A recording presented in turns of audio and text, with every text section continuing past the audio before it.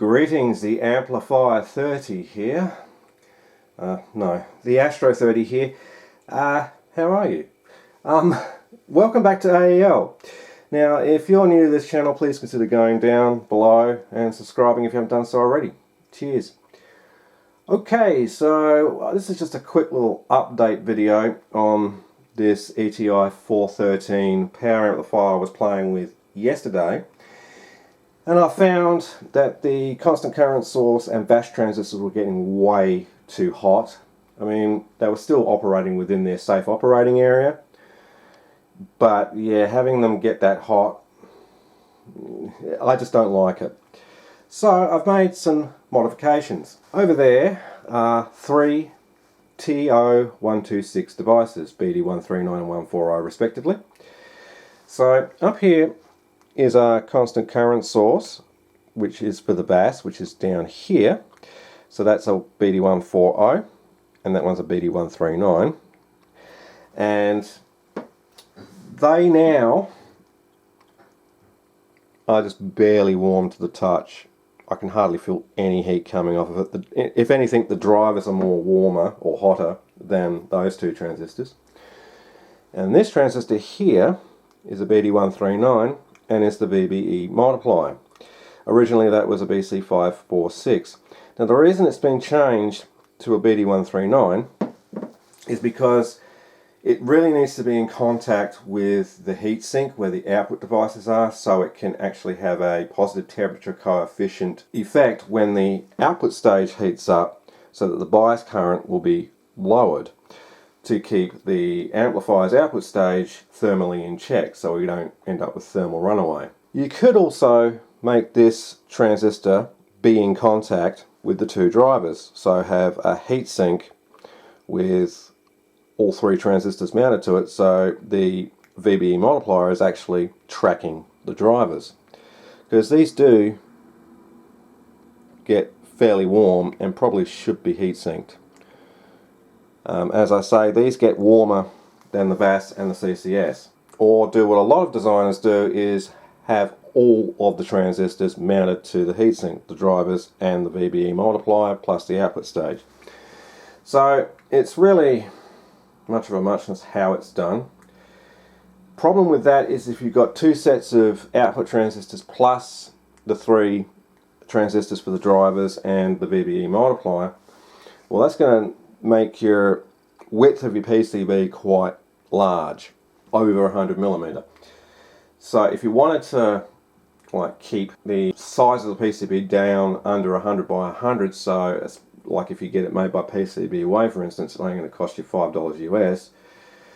Well, then you have to get creative. I've also now chosen a bias current of around 60 mA, and that seems to be fine.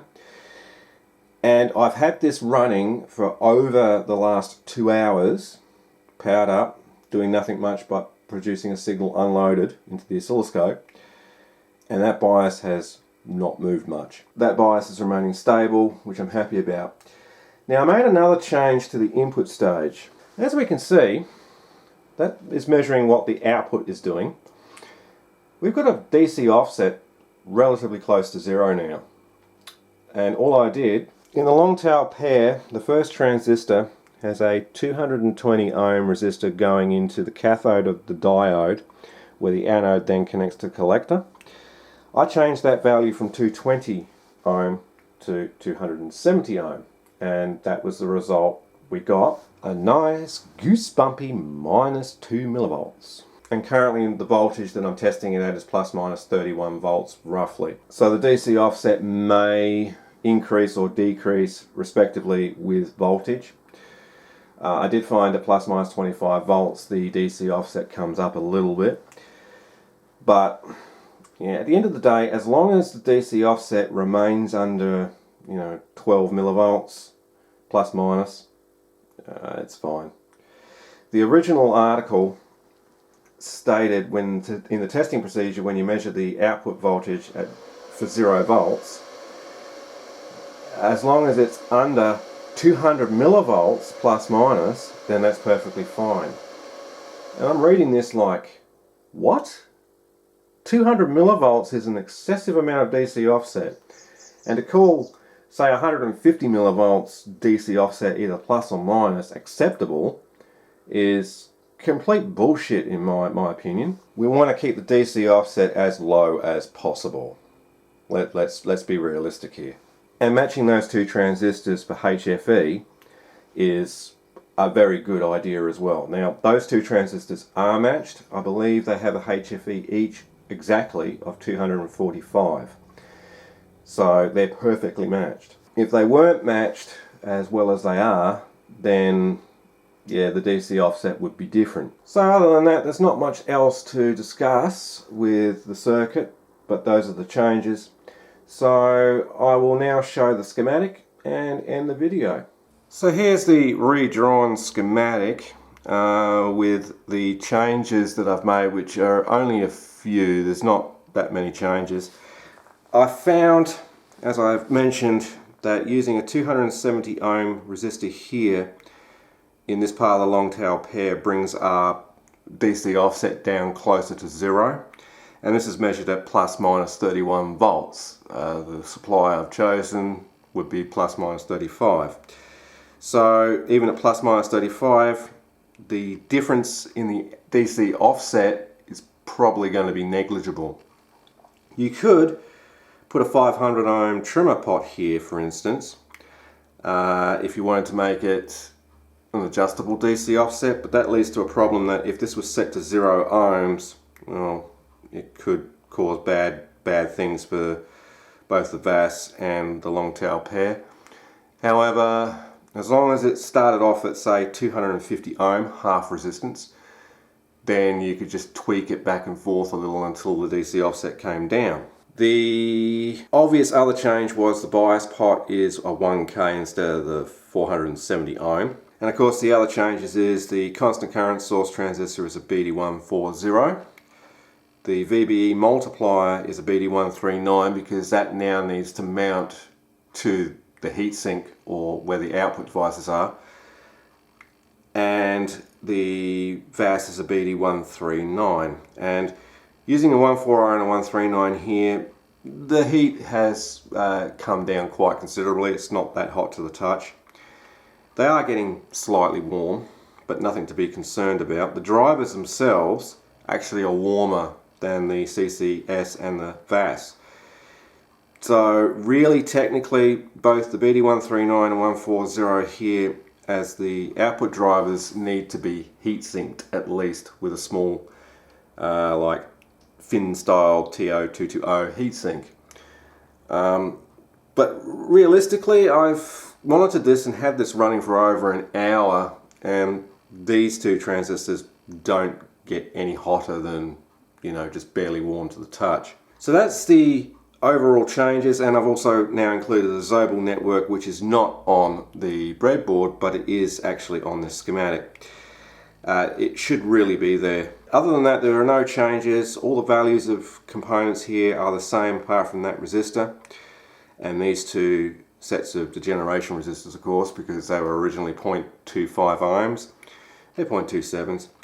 The output stage transistors, you can use anything really. I've just denoted it as TIP35C and TIP36C. They seem to work fine in there. I'm actually using a couple of Toshiba transistors currently in my test amp on the breadboard, but you can use any output transistor as long as the VCE, or the voltage collector to emitter, is greater than 80 volts. 100 volts is good, 120 is even better, and of course at least 5 amps of current handling.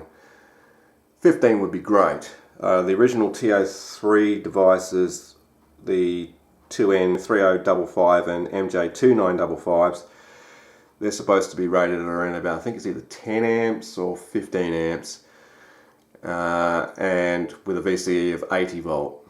So yeah, that's borderline, barely acceptable. So a VCE of 100 or more is acceptable as the output stage transistors. Yeah, so other than that, it works and nothing else has changed. So yeah, so this is probably going to get a PCB made for it when I get around to it. I've decided also that the bias should be set to around about 60 mA, and I did actually calculate the damping factor at 8 ohms, which is 42, but the damping factor value, I have not actually seen that in any technical specifications of a power amplifier since the 70s. The damping factor is not really all that relevant as a measurement. We all know that the voltage unloaded compared to the voltage loaded of the output of the amplifier is going to drop.